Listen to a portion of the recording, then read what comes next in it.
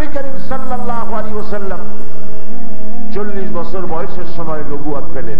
চরিত্র কারে বলে দেখেন? ড্রাইভার জানবে আপনি কেমন লোক, আপনার বাড়ির চাকর জানবে আপনি কেমন লোক, আপনার স্ত্রী জানবে আপনি কেমন লোক। কথা ঠিক কিনা?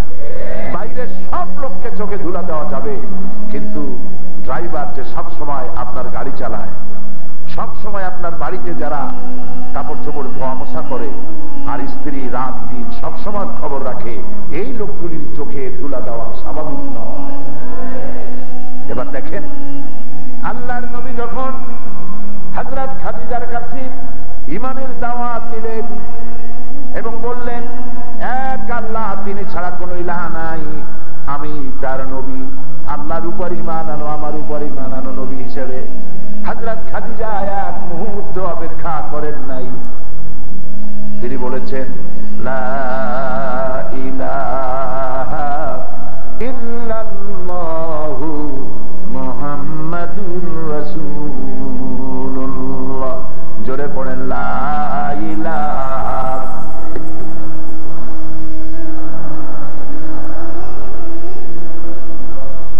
লা ইলাহা লা ইলাহা ইল্লাল্লাহু মুহাম্মাদুর রাসূলুল্লাহ। হযরত খাদিজা বলছেন, আবুল কাসিম, আপনি অবশ্যই আল্লাহর নবী, কারণ বিগত 15টি বছর আপনার সাথে আমার যে বৈবাহিক জীবন ছিল, এর মধ্যে আমি অনুভব করেছি আপনার যে ব্যবহার, আপনার যে আখলাক, আপনার যা চরিত্র, এই চরিত্র কোনো সাধারণ মানুষের হইতে পারে না। আপনি অবশ্যই আল্লাহর নবী। চাকর ছিলেন হযরত যায়েদ, যখনই তার কাছে ঈমানের দাওয়াত পেশ করেছেন রাসূল, সঙ্গে সঙ্গে কালেমা পড়েছেন, বলেছেন আমি মনে প্রাণে বিশ্বাস করি আপনি আল্লাহ পাকের নবী, কোনো সন্দেহ নেই। বন্ধু ছিলেন হযরত আবু বকর রাদিয়াল্লাহু তাআলা আনহু, 20 বছরের বন্ধুত্ব নবুয়ত পাওয়ার আগে নবী করিম সাল্লাল্লাহু আলাইহি ওয়াসাল্লামের। যখনই কালেমার দাওয়াত রাসূল দিলেন, কোনো চিন্তা করেন নাই, প্রশ্নও করেন, সঙ্গে সঙ্গে বলেছেন 20টি বছর আপনার ভিতরে যে আচরণ দেখেছি, এটা কোনো সাধারণ মানুষের হতে পারে না, আপনি অবশ্যই আল্লাহর নবী। আমি কালেমা পড়ে নিলাম, মুসলমান হয়ে গেলেন তিনি। নবী করিম সাল্লাল্লাহু আলাইহি ওয়াসাল্লামকে পৃথিবীতে পাঠানো হলো উন্নত চরিত্র দিয়ে। কারণটা কি? কারণ ছিল এই, হুয়াল্লাযী আরসালা রাসূলাহু বিল হুদা ওয়া দীনিল হক লিইয়ুযহিরাহু আলাদ দীনি কুল্লিহি ওয়া কাফা বিল্লাহি শাহীদা। আল্লাহ রাব্বুল আলামিন বলেন, আমি আমার নবীকে দ্বীন হক আর সত্যের বিধান সহকারে দুনিয়ায় পাঠাইছি, এই জন্য যাতে করে মানব রচিত সব মতবাদের উপরে তিনি ইসলামকে বিজয়ী করে দিতে পারেন। কোরআনকে বিজয়ী করে দেওয়ার জন্য আমি নবীকে পাঠিয়েছি। প্রিয় ভাই সব, পোকার জ্বালায় যদি একটা একটা লাইট আপনারা বন্ধ করে দেন, অন্ধকারে তো আমার পক্ষে বক্তব্য রাখা সম্ভব হবে না। আপনারা একটু ধৈর্য ধরেন, একটু সবর করেন। আর যারা মাঝখানে 2-1 জন হাঁটেন, তাদের বিবেচনার জন্য বলবো, আমরা তো রাস্তা দিয়ে আসছি, কোন রাস্তায় হাঁটারও জায়গা নেই, রিক্সা চলারও জায়গা নেই, সমস্ত রাস্তা প্যাকড। আপনি হাঁটবেন, মুসলমানদেরকে কষ্ট দিবেন। নিতান্ত পেশাব পায়খানার প্রচন্ড চাপ না হলে মুসলমানদের পাড়াইয়া বেয়াদবি করবেন না, বেয়াদবের খাতায় নাম লেখাবেন না। আল্লাহ তৌফিক দেন, জোরে বলেন আমিন। কত মানুষ পালাবেন, 70 যাবেন মানুষ আর মানুষ। বেয়াদবি না করার জন্য অনুরোধ রইল। নিতান্ত প্রয়োজনে যাবেন যদি পেশাব পায়খানায় সর্বনাশ হওয়ার সম্ভাবনা থাকে। প্রিয় ভাই সব, নবী করিম সাল্লাল্লাহু আলাইহি ওয়াসাল্লাম যে দায়িত্ব নিয়ে পৃথিবীতে এসেছিলেন, সেটা হলো এই পৃথিবী কার। এরকম বললে তো হবে না, যে কথায় সন্দেহ থাকে সেটা মানুষে আসতে কয়, আর যাতে কোনো সন্দেহ নাই সেটা হচ্ছে চিৎকার দিয়ে বলে, এই পৃথিবী কার, আরে মানব মন্ডলী কার। আইন চলবে কার? আল্লাহ পাক তার এই জমিনে তার আইন চালু করার জন্য নবী করিম সাল্লাল্লাহু আলাইহি ওয়াসাল্লামকে দায়িত্ব দিলেন, আর দিলেন কনস্টিটিউশন কোরআন শরীফ। সুবহানাল্লাহ। মসজিদে নববীর ভিতরে এক বেদুইন, এক আরব মূর্খ গ্রাম্য মসজিদের ভেতরে দাঁড়িয়ে পেশাব করতেছিল। সাহাবায়ে কেরাম এই দৃশ্য দেখে খেপে গেলেন। তাদের ইচ্ছা হচ্ছিল পেশাব জম্মের মতো করায় দেবে। নবী করিম সাল্লাল্লাহু আলাইহি ওয়াসাল্লাম নিষেধ করলেন, তাকে বাধা দিও না। মাঝপথে, পেশাবের মাঝপথে থেমে গেলে সে অসুস্থ হতে পারে, বাধা দিও না। পেশাব শব্দ হয়ে গেল। তারপরে তাকে রাসূলুল্লাহ ডাকলেন এবং জিজ্ঞেস করলেন, তুমি কি জানো এই জায়গাটা কি, যেখানে তুমি পেশাব করছো? সে বলল, না জানি না। তিনি বললেন, এটা হলো মসজিদ, আমরা এখানে নামাজ পড়ি, আল্লাহর ইবাদত করি। ভবিষ্যতে এই জাতীয় কাজ যখন তুমি করবা, কোন মসজিদে অথবা কোন উপাসনালয় ইবাদতের জায়গায় এটা করবা না। লোকটি বুঝতে পারলো যে ওনাই আমারে একটু অর্ডার করলে অথবা চোখের ইশারা দিলেই তো আমার মেরিবেলায় দিতে হয়েছে। সাহাবীরা সবাই সত্যি তো আল্লাহর নবী, কোন রাজা বাদশা নয় আক্ষরিক অর্থে, তিনি তো সত্যি আল্লাহর নবী। নবী করিম সাল্লাল্লাহু আলাইহি ওয়াসাল্লাম সাহাবায়ে কিরামদের দিকে ফিরে বললেন, ইন্নামা বুইসতুম মুয়াসসিরিন। ও সাহাবীরা, তোমাদেরকে আল্লাহ রাব্বুল আলামিন সহজ করতে পাঠিয়েছেন, কঠিন করার জন্য পাঠান নাই। সাহাবীরা যখনই দিন প্রচারের জন্য তিনি কোথাও পাঠাতেন, বলতেন ইয়াসসিরু ওয়ালা তুআসসিরু, মানুষকে সহজ করে দিন বুঝাও, কঠিন করে বুঝাইও না। বাশশিরু ওয়ালা তুনাফিরু, জান্নাতের খোঁজখবরি দিয়া মানুষদেরকে দিনের পথে ডাকো, জাহান্নামের ভয় দেখাইয়া দিন থেকে মানুষকে সরায় দিও না। সুবহানাল্লাহ বলেন। এই ছিল তার আদর্শ। এই আদর্শের ভিত্তিতে এমন একটা সময় আসলো যখন চুরি, ডাকাতি, জেনা, ব্যভিচার সব স্টপ হয়ে গেছে, আর নাই। মানুষ খাবার পাচ্ছে, বেকার ভাতা পাচ্ছে যুবকেরা, বৃদ্ধরা বেকার ভাতা পায়, মা সন্তানের জন্য ভাতা পায়। আজ আর মানুষের কোনো কষ্ট নাই, খাবার আছে, পড়ার আছে, চুরি নাই, ডাকাতি নাই। মানুষ এটাই চায়, কি বলেন? এটা চায় না? আপনারা গভর্নমেন্টের কাছে কি চান? বাংলাদেশ গভর্নমেন্ট আপনাদের প্রত্যেকদিন বাসমতি চাউল দিয়া বিরিয়ানি রান্না করে খাওয়াবে, এটা চান আপনারা? আপনাদের মেয়ে লোকেরা বেনারসি শাড়ি গভর্নমেন্টের কাছে পড়তে চায় প্রত্যেকদিন, বলে? চায় না। জনগণের রিকোয়ারমেন্ট, জনগণের ডিমান্ড কি? জনগণ চায় সন্ত্রাস মুক্ত অবস্থায় থাকতে। আমার মেয়েটা কলেজে যাবে, মাদ্রাসায় যাবে, সে যেন নিরাপদে যেতে পারে, নিরাপদে আমার বাড়িতে ফিরে আসতে পারে, এটাই চায়। ঠিক কিনা বলে? আমি দোকান খুলবো, কেউ যেন চাঁদাবাজি মাস্তানি করতে আমার কাছে না আসে, জনগণ এটাই চায়। এবং আমার প্রত্যেক দিন যা আহারের জন্য লাগে, দ্রব্য মূল্য নিয়ন্ত্রণের মধ্যে থাকবে, আর চোর ডাকাতের উপদ্রব থেকে বাঁচতে পারি, জনগণ এতটুকু চায়। এইটুকু আজ পর্যন্ত কেউ দিতে পারে নাই, দিতে পেরেছিলেন বিশ্বনবী মুহাম্মদ রাসূলুল্লাহ সাল্লাল্লাহু আলাইহি ওয়াসাল্লাম। এবার দেখেন অবস্থাটা কি। যখন এই অবস্থা হয়ে গেল, তো আল্লাহ পাক কোরআনে কারীমের একটি সূরা নাযিল করলেন, ইযা জাআ নাসরুল্লাহি ওয়াল ফাত। জানেন এই সূরা? পড়েন না আমার সাথে। ইযা জাআ নাসরুল্লাহি ওয়াল ফাতহু ওয়া রাআইতান নাসা ইয়াদখুলুনা ফি দীনিল্লাহি আফওয়াজা ফাসাব্বিহ বিহামদি রাব্বিকা ওয়াস্তাগফির ইন্নাহু কানা তাওয়াবা।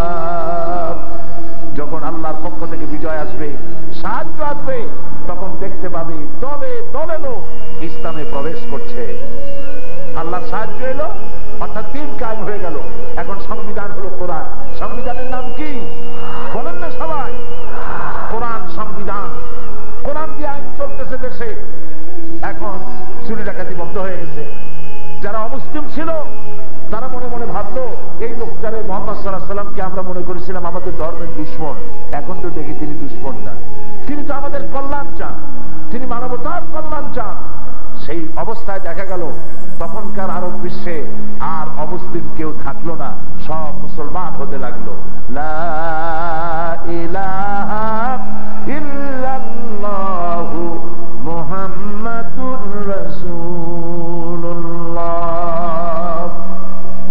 ইসলাম তার এই কালেমার পতাকা নিয়ে ছড়িয়ে পড়লো দিক থেকে দিগন্তে। সারা পৃথিবীর অর্ধেকটা পৃথিবী মুসলমানদের পায়ের তলায় এলো। সুবহানাল্লাহ বলে। সেই যে অর্ধেকটা পৃথিবী মুসলমানদের পায়ের তলায় এলো, তখন মুসলমানদের সংখ্যা ছিল খুবই কম, না আজকের মতো বেশি? বলেন কম কিনা? একটা খেজুর 3-4টা টুকরা করে 3-4 জনে ভাগ করে খেয়েছে। এক গ্লাস পানি 8-10 জনে ভাগ করে খেয়ে তারপরে যুদ্ধ করে রোম, শাম, পারস্য বিজয় করেছে মুসলমানেরা। আর সেই মুসলমান তাদেরকে আজ বুশেরা মারে। কারা মারে? কারা মারে? বুশেরা মারে, ইহুদিরা মারে। পৃথিবীর সর্বপ্রথম ইসলামী রাষ্ট্রের, পূর্ণাঙ্গ ইসলামী রাষ্ট্রের সর্বপ্রথম রাষ্ট্রপতি মুহাম্মদুর রাসূলুল্লাহ সাল্লাল্লাহু আলাইহি ওয়াসাল্লাম আজ মক্কা অভিযানে চলছেন তিনি। যখন তিনি মক্কা শরীফে ছিলেন তখন আল্লাহর ঘরে মূর্তি ছিল কতগুলি বলুন তো? 360টি। 13 বছরের ভিতরে একটি মূর্তিকে 1 ইঞ্চি জায়গা তিনি সরাতে পারেন। আজ তিনি মদিনা থেকে মক্কা রওনা হয়েছেন মক্কা অভিযানে। কত হাজার সাহাবী ছিল সাথে? মাশাআল্লাহ, আপনাদের মুখস্থ আছে। 10,000 সাহাবী, হাতে তরবারি। তিনি প্রবেশ করলেন মক্কায়। হাদিস শরীফে এসেছে যে উটের উপরে তিনি সওয়ার ছিলেন, বিজয়ী বীরের বেশে প্রবেশ করে সিনা টান টান করে মাথা উঁচু করে প্রবেশ করেন নাই। বিনয়ে, আল্লাহ পাকের সামনে বিনয়ে মাথাটা এত নত হচ্ছিল, হাদিস শরীফে এসেছে বারবার নবী করিম সাল্লাল্লাহু আলাইহি ওয়াসাল্লামের পেশানি মোবারক উটের পিঠের উপরে বাড়ি লাগতেছিল। সুবহানাল্লাহ। প্রবেশ করে দেখতে পারলেন মানুষেরা সব দৌড়াচ্ছে দিক বিদিক হয়ে, যার কাছে যা আছে থালা বাটি ঘটি গ্লাস ইত্যাদি নিয়ে দৌড়াইতেছে সমানে জান বাঁচাবার জন্য। যেহেতু তাদের জানা আছে বিজয়ী কোন সেনাবাহিনী, কোন বাদশাহ যদি প্রবেশ করে কোন এলাকায় তাহলে ধ্বংস করে সেই এলাকা, নারীরা ধর্ষিত হয়, লাঞ্ছিত হয়, কাত্তকেতাল হয়, এরকম কিছু হতে পারে তারা ধারণা করেছে, দৌড়াচ্ছে সব। আখলাকে নববী দেখেন। তিনি দেখতে পেলেন এক বুড়ি 2-3টা পোটলা, একটা উঠায় 2টা পড়ে যায়, 2টা উঠায় একটা পড়ে। জিজ্ঞেস করলেন মা তুমি দৌড়াও কেন, কই যাও? তিনি বললেন তুমি বুঝি জানো না আব্দুল্লাহ পুত্র মুহাম্মদ সাল্লাল্লাহু আলাইহি ওয়াসাল্লাম এসেছে, কাবের একটাও হবে না, সেই জন্য দৌড়াচ্ছি। হুজুর বললেন মা তোমার এই বোঝাগুলি আমারে দাও, আমি তোমার গন্তব্যে পৌঁছায় দেই। বোঝাগুলি নিলেন এবং তার গন্তব্য পর্যন্ত যাওয়ার পর বুড়ি বলল যে এটাই আমার জায়গা, এখানে তুমি রেখে দাও। রাখলেন। এরপরে বুড়ি তার আঁচল থেকে কিছু পয়সা বার করে হাতে তুলে দিলেন। নবী করিম সাল্লাল্লাহু আলাইহি ওয়াসাল্লাম বললেন যে আমি এটা নিব না। তিনি বললেন নিবা না কেন? এই দেশে মানুষ বিনা পয়সায় মানুষের উপকার করে, এইটা চোখে দেওয়া তো দূরের কথা, গল্পের মধ্যেও শুনি নাই। তুমি নিবা না কেন? তুমি কে? নবীজি তার পরিচয় তুলে ধরলেন। আল্লাহর নবী বলেন বুড়িমা যার ভয়তে তুমি মক্কার কাবা শরীফ থেকে আশ্রয় নেওয়ার জন্য এত দূরে এসেছো, আমি সেই আব্দুল্লাহর এতিম পুত্র মুহাম্মদুর রাসূলুল্লাহ। বুড়ি বলল আমি তোমার ব্যাপারে আমাদের নেতাদের কাছে অনেক কাজে বাজে কথা শুনেছি, তুমি এত উদার, এত মহৎ, বুঝতে পারি নাই, ভুল করেছি। আমি এখন বুঝতে পেরেছি তুমি কোনো সাধারণ বাদশা নও, তুমি যে আল্লাহর নবী তাতে আমার কোনো সন্দেহ নাই। আমি পড়ে নিলাম লা ইলাহা ইল্লাল্লাহু মুহাম্মাদুর রাসূলুল্লাহ। নবী করিম সাল্লাল্লাহু আলাইহি ওয়াসাল্লাম কাবা শরীফে এলেন। সব নেতারা দাঁড়ানো, যারা আম্মারকে মেরেছে, যারা সুমাইয়াকে শহীদ করেছে, যারা বেলালকে মেরেছে, খাব্বাব খুবাইবকে যারা মেরেছে, সেই সব নেতারা সব দাঁড়ানো, কলা পাতার মতো থরথর করে কাঁপতেছে। আজ রাসূলের ওয়ার্ডারের দরকার নাই, শুধু চোখের ইশারায় এদের কল্লাম ধুলায় গড়াগড়ি করবে, এ ছিল তাদের ধারণা। নবী করিম সাল্লাল্লাহু আলাইহি ওয়াসাল্লাম তাদের ভয় বিহ্বল চেহারার দিকে তাকিয়ে বললেন কুরাইশের নেতারা আজকে তোমরা আমার কাছে কি ধরনের ব্যবহার আশা করো? নেতারা গলা শুকায় গেছে, বলল একজন উত্তম ভাই আর একজন উত্তম ভাইয়ের ছেলের কাছ থেকে যে ধরনের ব্যবহার আশা করা যায়, আপনার কাছে সে ধরনের ব্যবহার আশা করি। নবীজি বললেন, কুরাইশের নেতারা শোনো, তোমাদের ব্যাপারে আজ আমি সেই কথাই বলবো যেই কথা আমার ভাই হযরত ইউসুফ আলাইহিস সালাম মিশরের প্রেসিডেন্ট হওয়ার পর যে 11 ভাই তাদেরকে কুয়ার মধ্যে ফেলায় দিয়েছিল, ওই 11 ভাই যখন সামনে গেল সাহায্য নেওয়ার জন্য, ইউসুফ আলাইহিস সালাম তার 11 ভাই সম্পর্কে যে মন্তব্য করেছিলেন, আমিও তোমাদের ব্যাপারে সেই কথাই বলবো। লা তাসরিবা আলাইকুমুল ইয়াউম, তোমাদের বিরুদ্ধে আমার আজকে কোনো অভিযোগ নাই, বিদ্বেষ নাই, আল্লাহর রাস্তায় সবাইকে মাফ করে দিলাম। আজ কাবার চাবিরক্ষক এগিয়ে এসেছে মুহাম্মদ সাল্লাল্লাহু আলাইহি ওয়াসাল্লাম। কাবা শরীফে যাবেন না, আল্লাহর ঘরের মধ্যে ঢুকবেন না, এই নেন চাবি। এই লোক এর আগের বছর নবী করিম সাল্লাল্লাহু আলাইহি ওয়াসাল্লামের আগে যখন আসছিলেন, কাবার মধ্যে ঢোকা তো দূরের কথা, গালাগালি দিয়ে বিদায় করেছে, ওমরা করতে দেয়নি। আর আজকে চাবি নিয়ে এসে হাজির হয়েছে, ক্ষমতার নাম বাবাজি, ঠিক কিনা? এই নেন চাবি। নবী করিম সাল্লাল্লাহু আলাইহি ওয়াসাল্লাম তার হাত থেকে চাবি দিলেন, কাবা শরীফের দরজা খুললেন। সর্বপ্রথম যে দায়িত্ব পালন করলেন সেটা হলো ঘরের ভিতরে যে মূর্তিগুলো ছিল, আল্লাহর ঘর দখল করে, এই ঘরটি ছিল আল্লাহর জন্য। এই ঘর কার জন্য নির্মিত ছিল? এটা কোনো অমুসলিমদের জন্য এই ঘর তৈরি করা ছিল না যে তারা তাদের মূর্তি রাখবে। এই ঘরটা ছিল আল্লাহর জন্য নির্মিত ঘর। ঘরটি তৈরি করেছিলেন হযরতে সাইয়েদুনা ইব্রাহিম আলাইহিস সালাম, ঠিক না? সুতরাং এই মূর্তিগুলিকে তিনি ভিতরে ঢুকে, হাতে একটা লাঠি ছিল, মূর্তিগুলির মাথায় আঘাত হানলেন, বললেন কুল জা আল হক ওয়া যাকাল বাতিল ইন্নাল বাতিলা কানা যাহুকা। সমস্ত মূর্তিগুলি ভেঙে চুরে সব চুরমার করে দিয়ে ঘরকে মুক্ত করলেন এবং ভেতরে ঢুকে চার দিকে ফিরে দুরাকাত করে 4 রাকাত নামাজ তিনি আদায় করলেন, দোয়া করলেন, বেরিয়ে আসলেন। বেরিয়ে এসে আখলাক দেখেন, সিরাতে নববী দেখুন, শুধু শুনলে হবে না, আমল করতে হবে। নবী করিম সাল্লাল্লাহু আলাইহি ওয়াসাল্লাম যে লোকটি চাবি দিছিল না, গালাগালি করেছিল, চাবির রক্ষক তারে ডেকে বললেন, এই নাও চাবি, এই চাবি তোমার কাছেই থাকবে। এই চাবি জালিম ছাড়া তোমার কাছ থেকে এই চাবি কেউ নেবে না। সুবহানাল্লাহ। কোরআনে কারিমে আল্লাহ রাব্বুল আলামিন তার হাবিবের ক্যারেক্টার সার্টিফিকেট এভাবে পেশ করেছেন, ওয়া ইন্নাকা লাআলা খুলুকিন আযীম। নবী হে, উন্নত চরিত্রের উপরে আপনি প্রতিষ্ঠিত। নবীকে আল্লাহ পাকের সার্টিফিকেটের মধ্যে কোনো পক্ষপাতিত্ব থাকবে? আসতে বললেন কেন? আল্লাহর সার্টিফিকেট কোনো পক্ষপাতিত্ব থাকবে? তাতে অবিচার থাকবে? তিনি আহকামুল হাকিমিন। নবীর চরিত্রকে পৃথিবীর পারমাণবিক দূরবীন দিয়ে, মাইক্রোস্কোপ যন্ত্র দিয়ে পৃথিবীর মানুষেরা দেখেছে, তাতে কলমের একটি কালির দাগ দেওয়ার সুযোগ নাই। যিনি তার জীবন গড়েছেন কোরআন দিয়ে, এই বিশাল ব্যক্তিত্ব আল্লাহ পাক সৃষ্টি করলেন পৃথিবীর মানুষের জন্য। কারণ আল্লাহ পাক এই পৃথিবীতে মানব মণ্ডলী পাঠাইছেন। আমরা ছিলাম, আমাদের একটা বাড়ি আছে, সেই বাড়িটা কোথায় বলতে পারেন?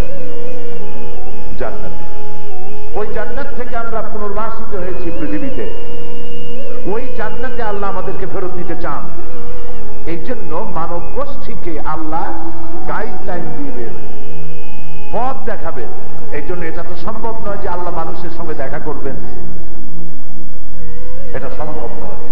কেউ কেউ বলেন মুহাম্মদ সাল্লাল্লাহু আলাইহি ওয়াসাল্লাম আল্লাহকে দেখেছেন, এই কথাটি সহি নয়, এই কথাটি সহি নয়। কোরআনে কারিমে যেখানে বলা হয়েছে কাবা কাউসাইনে আও আদনা, তীরকে তীর মারার জন্য কি ব্যবহার করা হয়? ধনুক। ধনুকের সুতা এটা ধরে এরকম টান দিলে 2 কোণা যে মিলিত হয়ে যায়, প্রমাণ নয়। এটা বলা হয়েছে যে আল্লাহ এবং রাসূল এভাবে মুখোমুখি হয়েছেন, এটা সঠিক নয়। হযরত জিবরাইল আলাইহিস সালাম এবং নবী করিম সাল্লাল্লাহু আলাইহি ওয়াসাল্লাম এরকম মুখোমুখি হয়েছিলেন। লক্ষ্য করে শুনতে হবে, তা না হলে বুঝতে অসুবিধা হবে। খুব লক্ষ্য করে শুনুন। আপনারা লাইট বন্ধ করুন মেহেরবানি করে। এই জন্য দিনের বেলায় মাহফিল হলে মানুষের সুযোগ বেশি, সামনের দিকে তাই করুন। জি জি, ওই যারা এগুলো করতে আসছে কষ্ট করে তারাও বেজার হয়, আর ওনাদের চাইতে বেশি কষ্ট হয় যাদের চোখে গিয়ে পড়ে। সবটাই ঠিক। তো ভাই কি বলতেছিলাম, আল্লাহ পাককে কেউ দেখতে পারে না।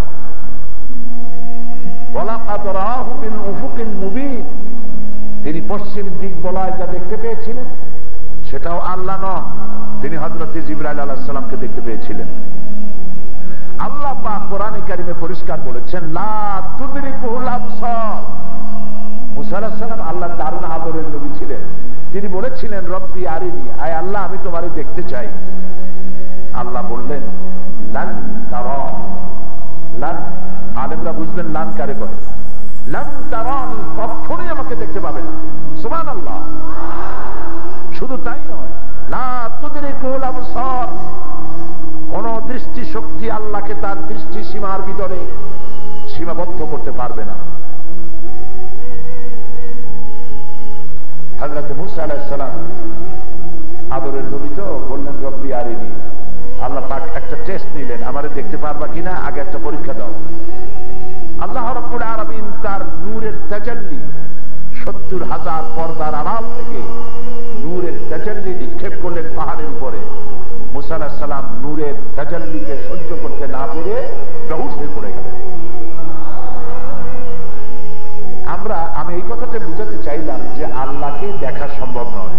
অবশ্য আল্লাহ একদিন দেখা দিবেন আমাদেরকে মানে জান্নাতীদেরকে। আল্লাহ যেন সেই অনুষ্ঠানে আমাদেরকে আজকে যেমন বসছি, কিয়ামতে জান্নাতের ওই অনুষ্ঠানে এরকম করে বসার তৌফিক যেন আল্লাহ দেন, সেই অনুষ্ঠানে আল্লাহ রাব্বুল আলামিন তার বান্দাদেরকে দেখা দিবেন।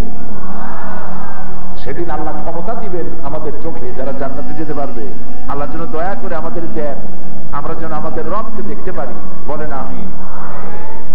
তো আল্লাহ পাক সরাসরি তার বান্দার সঙ্গে দেখা দেন না, ডাইরেক্ট কথাও বলেন না। কথা বলেন মিন ওয়ারাই হিজাব, পর্দার আড়াল থেকে, অথবা জিবরাইলের মাধ্যমে। সেই জন্য নবীর প্রয়োজন। আর নবী আল্লাহ পাক ইলেকশনের মাধ্যমে নবী বানানোর ব্যবস্থা করেন নাই। ইলেকশন করে, এই যে সব এমপি সাহেবরা বসে আছেন, ইলেকশন করে এমপি বানানো যায়, ইলেকশন করে মেম্বার চেয়ারম্যান বানানো যায়, কিন্তু নবী বানানো যায় না। নবী হয় সিলেকশনে। কে সিলেক্ট করে বলেন তো? আল্লাহ নিজেই সিলেক্ট করেন। সেই নবুয়তে সিলসিলা আদম আলাইহিস সালাম থেকে শুরু হয়েছে, ঈসা আলাইহিস সালাম পর্যন্ত আসছে। আদম আলাইহিস সালাম থেকে ঈসা আলাইহিস সালাম পর্যন্ত পৃথিবীতে একটি মুহূর্তের জন্য এই পৃথিবীর মাটি কখনোই নবুয়ত থেকে খালি ছিল না। একজন অথবা একাধিক নবী ছিলেন, কিন্তু ঈসা আলাইহিস সালামের আল্লাহ পাক তাকে উঠিয়ে নেওয়ার পর প্রায় ৬০০ বছর পর্যন্ত পৃথিবী নবুয়ত থেকে বঞ্চিত ছিল। হযরত ঈসা আলাইহিস সালামের নবুয়ত কিছুটা কার্যকরী ছিল সামান্যভাবে, কিন্তু পৃথিবীর মাটি ছিল নবুয়ত বিবর্জিত। ফলে চুরি, ডাকাতি, ছিনতাই, রাহাজানি ইত্যাদি মারাত্মক অবস্থার সৃষ্টি হলো। পৃথিবী একেবারেই জাহান্নামের দ্বার প্রান্তে এসে দাঁড়ালো। এখন হয় ধ্বংস না হয় মুক্তি, নো রিটার্ন পয়েন্ট। হয় ধ্বংস না হয় মুক্তি। এখন আল্লাহর রহমতের প্রয়োজন। নবী করিম সাল্লাল্লাহু আলাইহি ওয়াসাল্লামের উপরে যখন কোরআন নাজিল হতো, তিনি মুখস্থ করার জন্য তাড়াহুড়ো করতেন, যাতে করে একটি আয়াত, একটি জের জবর ভুল না হয়ে যায়। আল্লাহ রাব্বুল আলামিন নবীজির এই কষ্ট দেখে তিনি বললেন, লা তুহাররিক বিহি লিসানাকা লিতাজালা বিহি।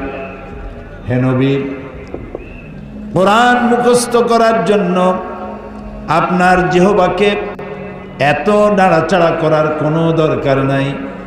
আমার জিবরাইলের সাথে একবার মাত্র আপনি উচ্চারণ করে যাবেন, গোটা কোরআন শরীফ আপনার সিনার ভিতরে মাহফুজ করে দেওয়ার মালিক আমি আল্লাহ।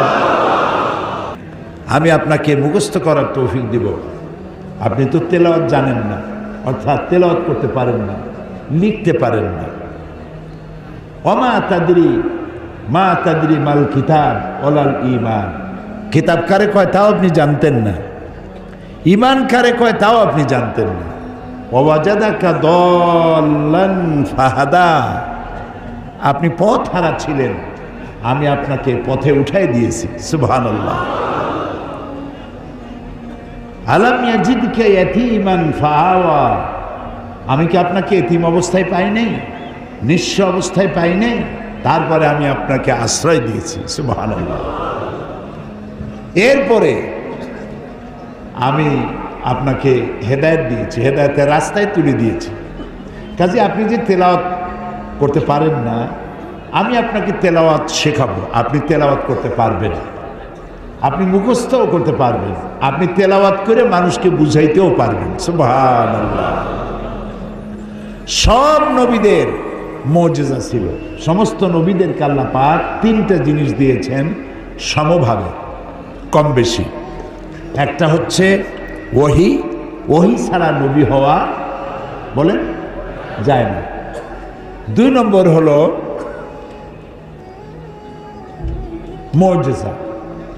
মুজিজা নবীদেরকে আল্লাহ তাআলা দেন কম বেশি। আরেকটা হচ্ছে উন্নত চরিত্র। নবী চেনার উপায় কি? কোন নবীকে জিবরাইল এসে হাত ধরে জাতির কাছে দিয়ে যায় নাই, ইনি হলেন আপনাদের নবী, আল্লাহ পাঠাই দিয়েছে, আমি জিবরাইল, আপনারা এনার অনুসরণ করবেন। এরকম কোন আল্লাহর ফেরেশতা এসে কোন নবীকে পরিচিত করাইছেন? করেননি। তো নবী চিনবে কি করে? নবীর কপালেও লেখা থাকে না যে উনি নবী। নবী চেনার একমাত্র পথ হচ্ছে উন্নত চরিত্র। তাদের মতো চরিত্রবান আকাশের নিচে জমিনের উপরে সুপার ক্যারেক্টার, এই ধরনের এত সুন্দর চরিত্রের মানুষ পৃথিবীতে নবীদের মতো আর কেউ হইতে পারে না। সুবহানাল্লাহ। 3টে জিনিস দিয়ে নবী চেনা যায়। ওহী আসতে হয়, মুজিজা থাকতে হয়, আর চরিত্র হতে হয় সুপার কোয়ালিটি, নিষ্কলুষ, কোনো দাগ নেই। এক এক নবীর এক এক ধরনের মুজিজা ছিল। মুসা আলাইহিস সালামের মুজিজা ছিল লাঠি। লাঠি ফালাই দিলে কি হয়ে যেত? সাপ হয়ে যেত। দাউদ আলাইহিস সালাম তিনি অস্ত্র নির্মাতা ছিলেন, যুদ্ধের অস্ত্র তৈরি করতেন। এর জন্য লোহার প্রয়োজন হতো। লোহা আগুনে পুড়ে নরম করার দরকার হতো না, তিনি লোহা ধরে চাপ দিতেন আর আঙ্গুলের ফাঁক দিয়ে পানি হয়ে পড়ে যেত। আর ছিল তার গলার আওয়াজ, এত সুন্দর আওয়াজ আল্লাহ তাকে দিয়েছিলেন। তিনি যখন তেলাওয়াত করতেন, উড়ন্ত পাখিগুলি চতুর্দিকে এসে বসে শুনত। মানুষ তো বটেই। ঈসা আলাইহিস সালামের মুজিজা ছিল তিনি আজন্ম কুষ্ঠ ব্যাধিগ্রস্ত ব্যক্তির গায়ে হাত বুলাতেন, রোগ ভালো হয়ে যেত। অন্ধের চোখের উপরে হাত বুলাতেন, চোখ ভালো হয়ে যেত। মৃত্যু মানুষের কবরের কাছে গিয়ে দাঁড়িয়ে বলতেন, কুম বিইজনিল্লাহ, আল্লাহর হুকুমে জেগে ওঠ, মরা মানুষ জিন্দা হয়ে যেত। কিন্তু সমস্ত নবীরা ইন্তেকাল করেছেন, তার মুজিজা সেখানে শেষ হয়ে গেছে। মুসা আলাইহিস সালাম ইন্তেকাল করেছেন, ওই লাঠি আর কেউ সাপ বানাতে কথা বলে পারেনি। দাউদ আলাইহিস সালাম মারা গেছেন, ইন্তেকাল করেছেন, লোহা আর কেউ পানি বানাইতে পারেনি। সুলাইমান আলাইহিস সালাম সিংহাসনে বসতেন, বিনা ইঞ্জিনে 1 মাসের পথ সকালবেলায় অতিক্রম করে যেতেন বাতাসের উপর থেকে ভেসে, প্লেনের মতো। আবার সন্ধ্যায় আর 1 মাসের পথ অতিক্রম করে ফিরে আসতেন। এটা কি গল্প না কোরআন? কোরআন। তিনি ইন্তেকালের পরে ওই সিংহাসন ওরা তো ভালো, মাটির উপর দিয়ে 1 ইঞ্চিও কেউ উঠাইতে পারেনি। ঈসা আলাইহিস সালাম ইন্তেকাল করেননি। তিনি কোথায় গেছেন? আল্লাহ তাকে উঠায় নিয়েছেন। ঈসা আলাইহিস সালামকে আল্লাহ উঠায় নিলেন, আর তার শত শত কোটি এই যে উম্মতের দাবিদার, তারা কোনো অন্ধের চোখ আজ পর্যন্ত ভালো বানাইতে পারে নাই। বেশি ঘষাঘষি করতে গেলে চোখ যাও ভালো আছে তাও শেষ। কুষ্ঠবেদীও ভালো বানাইতে পারে নাই, চোখও ভালো বানাইতে পারে নাই, বড় মানুষও চিন্তা করতে পারে নাই। আরব আমিরাতের প্রধানমন্ত্রী, দুবাইয়ের শাসক মোহাম্মদ বিন রাশেদ আল মাকতুম, তিনি দাওয়াত দিয়েছেন ইন্টারন্যাশনাল কোরআন অ্যাওয়ার্ড। গত 12 বছর ধরে তারা এটা করতেছে, কোরআন প্রতিযোগিতা। পৃথিবীর 70 থেকে 72টি দেশ এতে অংশগ্রহণ করে। দুবাইয়ের শাসক, আরব আমিরাতের প্রধানমন্ত্রী, তিনি আমাকে এটা চিফ গেস্ট করলেন গত 12 অক্টোবর।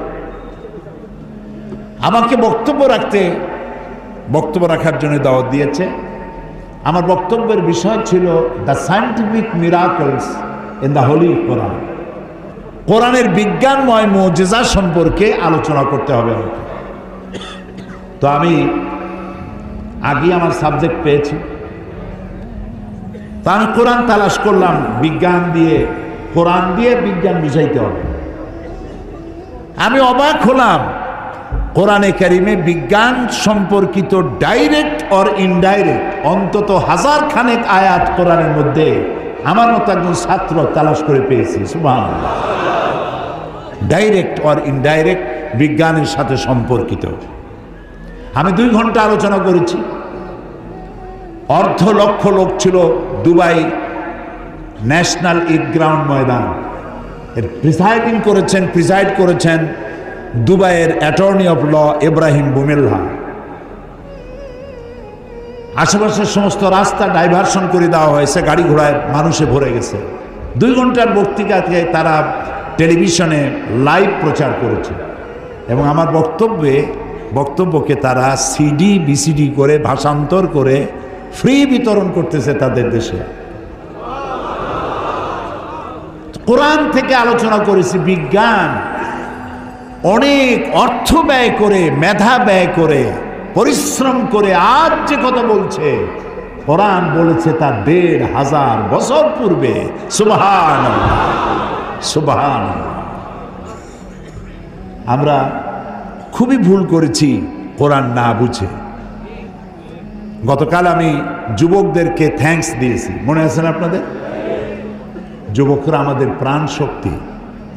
যুবকরা যদি এগিয়ে আসে, কোরআন বোঝার কম্পিটিশনে যদি এগিয়ে আসে, কতই না ভালো হবে যদি তারা কোরআন পড়তে শেখে এবং কোরআন বোঝে। তাহলে তারা কোরআনের দিকে আকৃষ্ট হবে এবং কোরআনকেই জীবনের একমাত্র পাথর হিসেবে গ্রহণ করবে। সে কথাগুলি আমি সামনে গিয়ে বলবো। তো আল্লাহ তাআলা বলছেন যে এই কোরআনের মধ্যে শুধু নামাজ রোজা হজ যাকাত না। আমি গতকাল বলছিলাম, মনে আছে আপনাদের, যে শুধু নামাজ রোজা হজ যাকাত হইলে শুধুমাত্র 1 পারা বা 2 পারা কোরআন শরীফ নাজিল করলেই হইতো, 30 পারা নাজিল হইল কেন? এই কথা তো মাথার মধ্যে ঢোকা উচিত আমাদের। যেহেতু চিন্তা করি না তাই মাথার মধ্যে ঢোকে না, চিন্তা করলে তবে না ঢুকবে। এখন দেখুন, আল্লাহ তাআলা বলছেন আমি আমার নবীকে ওহীর মাধ্যমে মুসা, নূহ, ইব্রাহিম, আদম প্রাগৈতিহাসিক ঘটনাবলী আমি এর দ্বারা জানাইছি কোরআন দিয়ে। রাসূল তো সেখানে উপস্থিত ছিলেন না। আল্লাহ তাআলা বলছেন তিলকা মিন আম্বাইল গায়বি নূহিহা ইলাইকা মা কুনতা তা'লামুহা আনতা ওয়ালা কওমুক মিন ক্বাবলি হাযা। তিলকা মিন আম্বাইল গায়ব, এটা হচ্ছে সেই অজ্ঞাত ঘটনা যা ওহীর মাধ্যমে আমি আপনাকে জানাইছি। তা না হলে আপনি এবং আপনার কওম, আপনার জাতি এই সম্পর্কে কিছুই জানতো না। না ইব্রাহিমের ঘটনা, না নূহের ঘটনা, না মুসার ঘটনা, এগুলো কিছুই জানতেন না। হযরত ইউসুফ আলাইহিস সালামের কথা বলে আল্লাহ তাআলা বলছেন যালিকা মিন আম্বাইল গায়বি নূহিহি ইলাইকা ওয়া মা কুনতা লাদাইহিম ইজ আজমাউ ওয়া হুম ইয়ামকুরুন। এটা হচ্ছে সেই অজ্ঞাত কাহিনী যা আমি ওহীর মাধ্যমে আপনাকে জানাইছি। অথচ তার ভাইয়েরা যখন ইউসুফ আলাইহিস সালামের বিরুদ্ধে ষড়যন্ত্র করছিল তখন আপনি তার কাছে ছিলেন না, আমি আপনাকে জানাইছি ওহীর মাধ্যমে। মূসা আলাইহিস সালামের ঘটনা আল্লাহ তাআলা বলে তারপরে বলতেছেন, ওমা কুনতা বিজানিবিল গারবিয়্যি ইজ কাদাইনা মূসা আমরা ওমা কুনতা মিনাশ শাহিদিন। মূসা আলাইহিস সালাম তিনি পশ্চিম সেই সিনাই পর্বতের পশ্চিম দিগন্তে, পশ্চিম প্রান্তে তিনি যখন আক্রান্ত হয়েছিলেন সেখানে আপনি উপস্থিত ছিলেন। আমি আপনাকে ঘটনার মাধ্যমে জানাইছি মূসা আলাইহিস সালামের উপরে যেখানে ওহী নাজিল হয়েছিল সে জায়গাটাও আল্লাহ তাআলা আমাকে দেখাইছেন। আলহামদুলিল্লাহ। মানুষ সমানে গাছ কাটে, কিন্তু যে পরিমাণ কাটে সে পরিমাণ গাছ তারা লাগায় না। এই গাছ সম্পর্কে, গাছ আমাদের যে বন্ধু, গাছটা আল্লাহ রাব্বুল আলামিন আমাদের জন্য নিয়ামত হিসেবে দিয়েছেন। এটার কাজ হচ্ছে কি, আল্লাহ তাআলা বলছেন ওয়াল আরদা বা'দা যালিকা দাহাহা আখরাজা মিনহা মাহা ওয়া মারআহা। এই উদ্ভিদগুলো এর থেকে তরুলতা, উদ্ভিদ তরুলতা, এর থেকে বায়ু নির্গত হয় এবং তিনি এই দিয়ে জমিনকে সুন্দর করে প্রতিষ্ঠিত করেছেন। এবং এই গাছপালা তোমাদের জন্য এবং তোমাদের পশুর জন্য, তোমাদের জন্য অত্যন্ত বিরাট সম্পদ।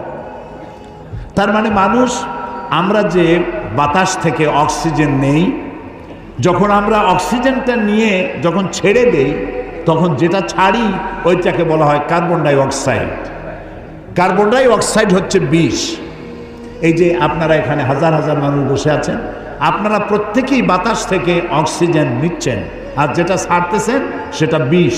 এই বিষটাকে পরিশুদ্ধ করার মতো কোনো ফ্যাক্টরি পৃথিবীর কাছে নাই। আল্লাহ তাআলা গাছ বানাইছেন। গাছের খাদ্য হলো আপনি যেটা ফেলে দেন, নাক দিয়া মুখ দিয়া যেটাকে উদ্গীরণ করেন, ফেলে দেন, নিঃশ্বাস যেটা বের করে দেন, ওটা হলো গাছের খাদ্য। আর প্রতি মুহূর্তে সূর্যের উত্তাপ আর গাছের সবুজ রং দুটিতে মিলে এক প্রকারের রন্ধন ক্রিয়া হয়, আর ওর মধ্য দিয়ে কার্বন ডাই অক্সাইডকে প্রতি মুহূর্তে আল্লাহ রাব্বুল আলামিন অক্সিজেন বানাইয়া গাছের ভিতর থেকে বের করে দেয়। সুবহানাল্লাহি বিহামদিহি। এই মানুষের সৃষ্টির জন্য আল্লাহ তাআলা বলেছেন খালাকালাকুম মা ফিল আরদি জামিআ। এই পৃথিবীতে যা বানাইছি সব তোমার জন্য। সুবহানাল্লাহ। বিজ্ঞানীরা বলেছেন পাহাড়ের অত্যুচ্চ শিখর থেকে শুরু করে আটলান্টিক মহাসাগরের অতল তলদেশ পর্যন্ত যেখানে যা কিছু আছে সবগুলি মানব সেবায় নিয়োজিত। সব মানুষের খেদমতের জন্য আল্লাহ বানিয়েছেন। এখন প্রশ্ন উঠতে পারে, সব মানুষের খেদমতে বুঝলাম, কিন্তু মশা দিয়া কি খেদমত হয়? মশার কামড়ের চোটে বাড়ি থাকতে পারি না, এ প্রশ্ন উঠতে পারে কিনা? উঠতেই পারে। আল্লাহ যদি সবই মানুষের কল্যাণে বানায়, তুই মশা বানিয়েছি কি কামে? আপনি বোঝেন না, বোঝেন নাই। একটা মশা,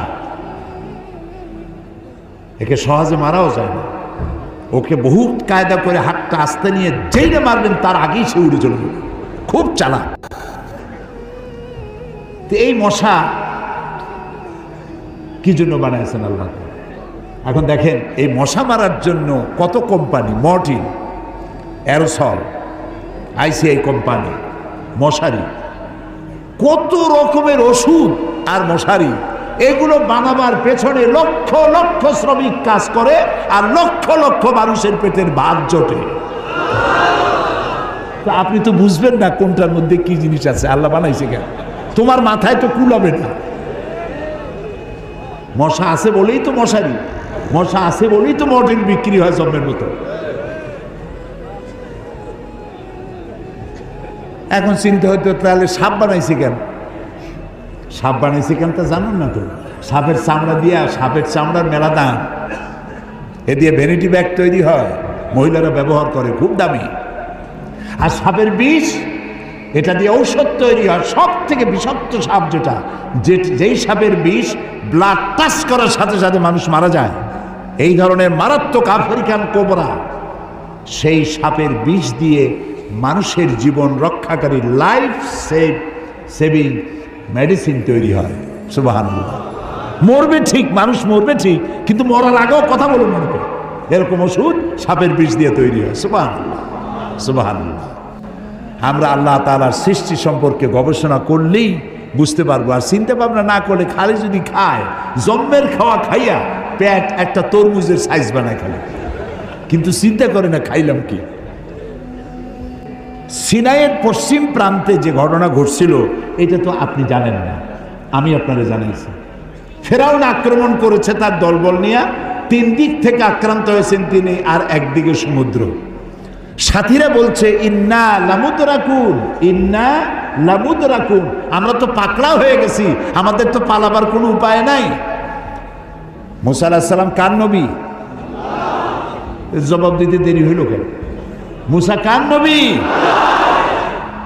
উম্মত ঘাবড়ে গেছে। উম্মত কি হয়ে গেছে? ঘাবড়ে গেছে, ভয় পাই গেছে। 3 দিক দিয়ে আসছে কারা? শত্রু সৈন্য 3 দিক, আর একদিকে কি? সমুদ্র। ঘাবড়াবার তো কথাই, আপনি আমি হলে তো হার্ট ফেল করবো। কোন দিক যাবো? ফাইনা তা যাবো, যাওয়ার জায়গা নেই। কিন্তু মুসা আলাইহিস সালাম আল্লাহর নবী, তিনি বলছেন কাল্লা কাল্লা, কখনোই নয়, ভয় পেও না, রব্বি সায়াহদিন, অবশ্যই আল্লাহ আমাদেরকে পথ বের করে দিবেন। কাজী মেঘের মতো কালো ঘন কৃষ্ণ মেঘের মতো উত্তর গগন কালো মেঘে ছেয়ে গেছে, থমথমে ভাব, ঝোড়ো হাওয়া এখনই প্রবাহিত হবে। 30 ফুট উঁচু হয়ে জলোচ্ছ্বাস এসে উপকূলীয় এলাকা ভাসায় নিয়ে যাবে, বজ্রসহ বৃষ্টিপাত হবে, ঝড় বন্যায় উড়ায় নিয়ে যাবে, সুনামি হবে। আল্লাহ তাআলা ছোট্ট একটু বাতাসের আঘাত দিয়ে সব সরাই দিতে পারে। বলেন সুবহানাল্লাহ, জোরে বলেন সুবহানাল্লাহ।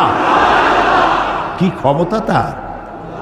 ফাআলুল লিমা ইউরিদ, যা খুশি তাই করতে পারে। তো আল্লাহ তাআলা ওহীর মাধ্যমে এই কথাগুলি জানাইছেন। বিজ্ঞানীরা, ওই যে বলছি যে বিজ্ঞানীরা যে কথাগুলি আজ বলতেছে, যেমন 1665 খ্রিস্টাব্দে স্যার আইজ্যাক নিউটন, তিনি দেখলেন গাছের থেকে একটা আপেল পড়ল মাটিতে। তিনি তখন চিন্তা করলেন যে আপেলটা মাটিতে পড়লো কেন, এটা তো উপরে উঠে যেতে পারত। এইটা চিন্তা করলেন। চিন্তা করে করে 1665 খ্রিস্টাব্দে তিনি মাধ্যাকর্ষণ শক্তি, ল অফ গ্র্যাভিটেশন, এটা আবিষ্কার করলেন। কত খ্রিস্টাব্দে? 1665। অথচ কোরআনে কারীম স্যার আইজ্যাক নিউটনের জন্মের 1000 বছর আগে সূরা ফাতির 41 নম্বর আয়াত আল্লাহ তাআলা বলছেন, ইন্নাল্লাহা ইউমসিকুস সামাওয়াতি ওয়াল আরদা আন তাজুলা, নিশ্চয়ই আল্লাহ তাআলা চন্দ্র, সূর্য, গ্রহ, নক্ষত্র সব একটার সাথে আরেকটাকে সম্পৃক্ত করে রেখেছেন, যাতে একটার থেকে আরেকটা বিচ্ছিন্ন হয়ে না যায়। এটাই হচ্ছে ল অফ গ্র্যাভিটেশন। এই মাধ্যাকর্ষণ শক্তির কথা কোরআন 1500 বছর আগে এ কথা আল্লাহ তাআলা বলেছেন। তো দুর্ভাগ্য, কোরআন বুঝি না, কোরআন শুধু সবের নিয়তে পড়ি। একবার সূরা ইয়াসিন পড়লে 10 খতম কোরআন শরীফ এর সব। এই যদি হয় তাহলে গোটা কোরআন শরীফ পড়ার আমার দরকারটা কি? খালি সূরা ইয়াসিন পড়লি তো হলো। 3 বার সূরা ইখলাস পড়লে 1 খতম কোরআন শরীফের সব। তাহলে কোরআন পড়বি কেন মানুষ? আহারে মানুষ, আহারে কপাল পড়া মানুষ। এখন চন্দ্র, সূর্য, গোটা সৌরজগৎ সব ঘুরছে। এটা কোপার্নিকাস, গ্যালিলিও, নিউটন, আইনস্টাইন, ওনারা আবিষ্কার করেছেন যে সব কিছু ঘুরছে। এটা বলতেছেন ওনারা এই কয়েকশো বছর আগে। অথচ 1500 বছর আগে আল্লাহ তাআলা কোনটা ঘোরে? চন্দ্র ঘোরে না সূর্য ঘোরে না দুনিয়া ঘোরে? কে ঘোরে? একথা সূরা ইয়াসিনে আল্লাহ তাআলা তার নবীর কাছে বলে দিয়েছেন। লাশ-শামসু ইয়ানবাগি লাহা আন তুদরিকাল কামারা ওয়ালাল লাইলু সাবিকুন নাহার ওয়া কুল্লুন ফি ফালাকিন ইয়াসবাহুন। প্রবল জ্ঞানী হইবে যাহারা, আপন মনেতে বুঝিবে তাহারা, রাত্রি পারে না আগে যাইবার দিনের স্থান করে অধিকার, যার যে স্থান বহাল রাখিয়া ভ্রমণ করিছে খোদাকে ডরিয়া। শুধু পৃথিবী করে না, আল্লাহ তাআলা বলছেন ওয়া কুল্লুন ফি ফালাকি ইয়াসবাহুন, যা কিছু আছে মহাশূন্যে, এই পৃথিবীটাও মহাশূন্যে। পৃথিবীটা কোথায়? মহাশূন্যের উপরে ভাসমান। তো মহাশূন্যে ওয়া কুল্লুন ফি ফালাকি ইয়াসবাহুন, মহাশূন্যে যা কিছু আছে সব ঘুরতেছে আর ঘুরছে। Activities life, inactivities death. যতদিন ঘুরবে ততদিন সব ঠিক থাকবে, আর যেদিন এই ঘূর্ণায়মানের এই চক্রের আবর্তন বন্ধ হয়ে গিয়ে যখন ঘোরা বন্ধ হবে, তখন একটা প্রচণ্ড আঘাতের মাধ্যমে, প্রলয়ঙ্করী আঘাতের মাধ্যমে দুনিয়ায় কিয়ামত অনুষ্ঠিত হয়ে যাবে।